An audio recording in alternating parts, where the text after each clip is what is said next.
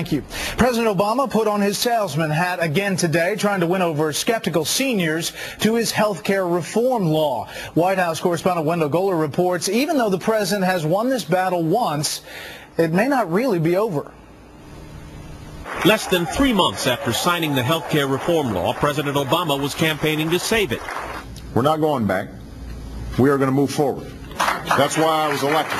The campaign's being driven by Republican plans to make the law the overriding issue of this fall's elections. And we intend to ask every person running for federal office this fall, do you support repeal and replacement of Obamacare with real reforms, or are you for this very bad law? Former New York Governor George Pataki's group is encouraged by polls that suggest opponents of the law still outnumber supporters by a wide enough margin that some pollsters think it could spark a political movement. They don't like the legislation, they don't like the cost of it, but they also don't like the fact that this bill represents just a total rejection of concern about what voters think. President Obama will make appearances timed to the start of benefits under the reform law, the first aimed at seniors, some of the strongest opponents of the law and the country's most reliable voters.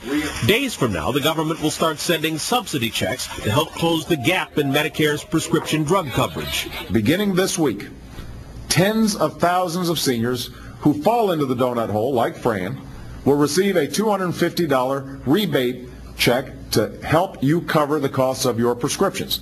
The campaign will be backed by $125 million in private funds to try to build support for a law that House Speaker Nancy Pelosi found is still raising emotions.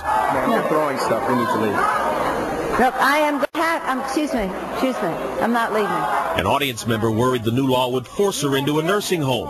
Administration officials say from the start they've been fighting a misinformation campaign. So our message to seniors today is pretty simple. If you have questions about the new law, and there may be lots of questions, please go to a trusted source. Republicans, meanwhile, say the White House underestimates the cost and impact of the law. Probably the most disturbing part of this is that it puts government in control of 1/6 of our economy. But despite the amount of opposition to the reform law, pollsters say the chance of Republicans repealing it is slim. Right now, the Democrats look like they would be able to hang on to majority control in the House.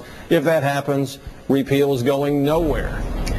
Rasmussen's poll also suggests stronger opposition to the law than anyone else's poll, so unless he's right and everyone else is wrong, the law's impact on the election may be less than even he predicts. Brett? Wendell Goler live in the White House briefing room. Wendell, thank you.